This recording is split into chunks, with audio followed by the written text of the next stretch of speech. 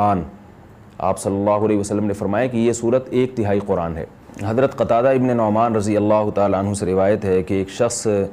رات کو قل هو اللہ احد کی بہت کثرت سے تلاوت کرتے تھے جادو سے بچنے کے لیے۔ تو رسول اللہ صلی اللہ علیہ وسلم کو بتایا گیا ان کے بارے میں، جس نے بتایا وہ سورہ یعنی قل هو اللہ احد کی اہمیت کو کم سمجھ رہے تھے، وہ سمجھ رہے تھے کہ یہ صرف سورہ اخلاص پڑھتے ہیں اور کوئی صورت نہیں پڑھتے۔ تو جب نبی صلی اللہ علیہ وسلم کو بتایا گیا تو آپ صلی اللہ علیہ وسلم نے فرمایا انہا لتعدل ثلث القرآن، یہ 1/3 قرآن کے برابر ہے، یعنی یہ صورت معمولی نہیں ہے، ہلکی نہیں ہے۔ یہ صحیح بخاری میں یہ روایت مذکور ہے۔ اور حضرت ابو سعید خدری رضی اللہ تعالیٰ عنہ سے ایک روایت ہے، وہ اس میں ہے کہ ایک شخص رات کو صرف سورہ اخلاص کی تلاوت کیا کرتے تھے نماز میں، تو ان کی شکایت لگائی گئی نبی صلی اللہ علیہ وسلم سے۔ شکایت لگانے والے نے یعنی شکایت لگانے والے کا مقصد شکایت نہیں تھا، ایک علمی بات پر مطلع ہونا مقصد تھا۔ تو انہوں نے نبی صلی اللہ علیہ وسلم کو بتایا کہ یہ صرف سورہ اخلاص پڑھتے ہیں، یعنی وہ بھی سمجھ رہے تھے کہ یہ تو ایک چھوٹی سی صورت ہے اور بھی قرآن پڑھنا چاہیے۔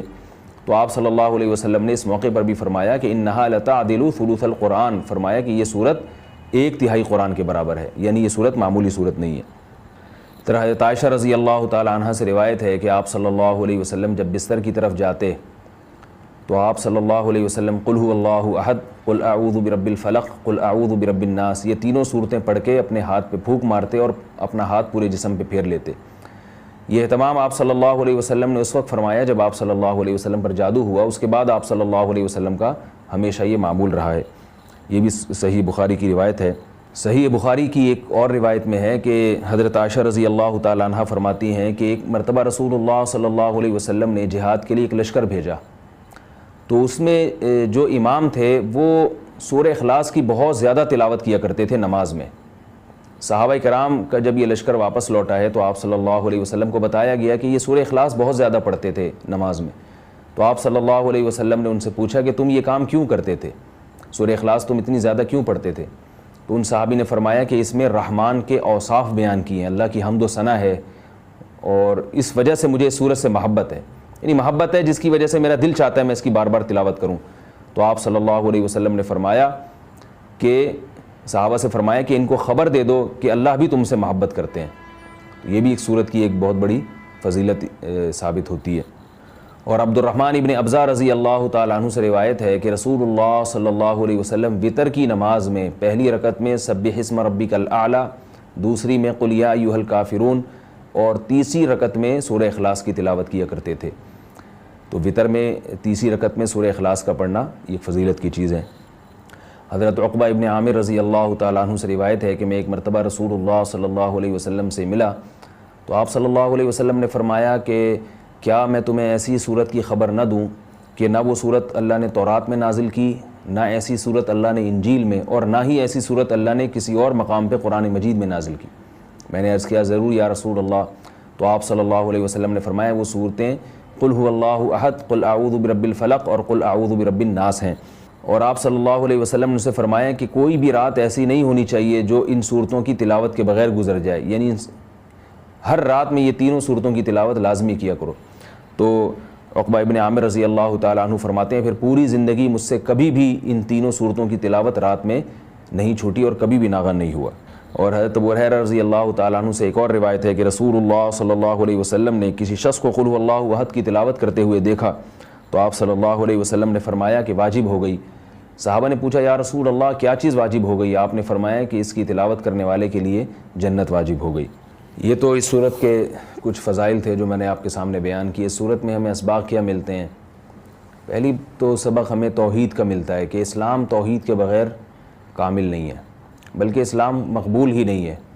آج بہت سارے لوگ اللہ تعالیٰ کو معبود تو کہتے ہیں مگر اللہ کے سوا مشکل کشا، حاضر ناظر اور مختار کل ایسے ایسے الفاظ ایجاد کیے ہوئے ہیں جو غیر اللہ پر بھی اس کا اطلاق کرتے ہیں۔ بعض لوگ قبر پرستی کا شکار ہیں، بعض لوگ رسول اللہ صلی اللہ علیہ وسلم کو عالم الغیب کہتے ہیں، حاضر ناظر کہتے ہیں، جبکہ ہمیں اس صورت میں کیا سبق مل رہا ہے کہ اللہ یکتا ہے، اس جیسا کوئی بھی نہیں ہے۔ تو اللہ اگر مشکل کشا ہے، حاجت روا ہے، تو پھر اگر ہم مخلوق کو بھی مشکل کشا اور حاجت روا کہہ دیں تو اس کا مطلب یہ ہوا کہ مخلوق بھی اللہ جیسی ہے،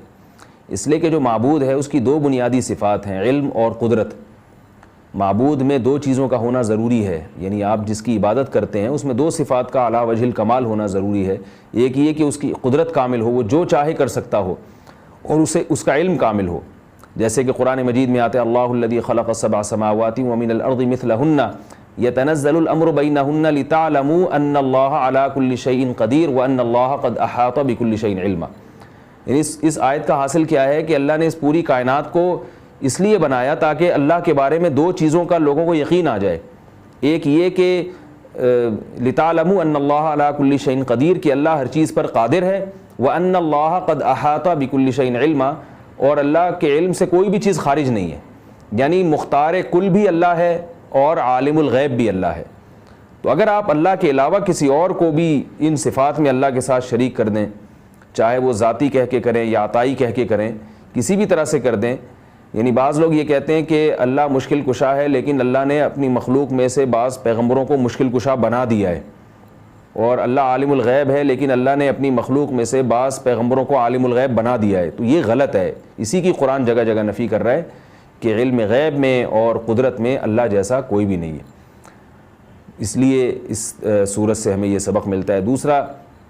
ہمیں سبق ملتا ہے کہ لم یلد ولم یولد، کہ اللہ کے بارے میں یہ عقیدہ رکھنا کہ اس نے جنا ہے، جیسے کہ عیسائی کہتے ہیں حضرت عیسیٰ علیہ السلام اللہ کے معاذ اللہ بیٹے ہیں، تو اللہ نے کسی کو نہ تو بیٹا بنایا اور نہ اللہ نے جنا۔ بعض عیسائی کہتے ہیں کہ اللہ نے حضرت عیسیٰ کو جنا ہے معاذ اللہ، لیکن عیسائیوں میں جو جمہور ہیں وہ یہ کہتے ہیں کہ اللہ نے جنا تو نہیں ہے لیکن اللہ نے ان کو اپنا بیٹا بنا لیا، یعنی بیٹے جیسے ہیں، تو یہ بات بھی غلط ہے۔ لم یتخذ صاحبۃ ولا ولدا، قرآن کہہ رہا ہے اللہ نے کسی کو نہ تو جنا ہے اور نہ اللہ نے کسی کو بیوی یا بیٹا بنایا ہے، بنایا بھی نہیں ہے اللہ نے۔ اللہ کے یعنی کسی کو محبت میں بیٹا کہہ دینا یہ ایک الگ چیز ہے، لیکن باقاعدہ اس کو بیٹا بنا لینا یہ ایک الگ چیز ہے، کیونکہ ہم جب کسی کو بیٹا بناتے ہیں تو اس لیے کہ ہمیں اس کی ضرورت ہوتی ہے، ہمیں اس سے کام لینا ہے، ہمیں اپنے والی وارث چاہیے۔ اللہ کا